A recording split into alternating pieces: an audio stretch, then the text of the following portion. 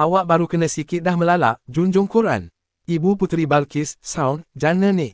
Sebelum kita melangkah jauh, yang belum lagi subscriber, apa kata anda subscriber dan tekan butang loceng untuk notifikasi video selanjutnya? Kontroversi melibatkan Puteri Balqis dan Mia Sara bertambah.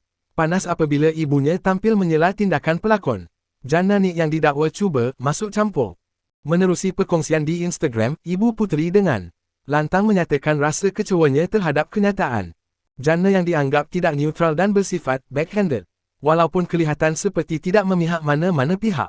Menurut Ibu Puteri Balqis lagi, kenyataan Jana yang menyarankan agar blok je lah dia sebenarnya memperlihatkan sikap berpihak kepada satu pihak je. Beliau menyifatkan Jana tidak berlaku adil dalam isu yang melibatkan Puteri Balqis ini. Katanya, Kismina bersikap tegas tetapi jujur, berbeza dengan Jana yang dikatakan hanya acah savage dan sering menunggang isu. Beliau juga menegaskan bahawa selama ini keluarga mereka berdiam diri walaupun dikecam dan diaibkan secara terbuka.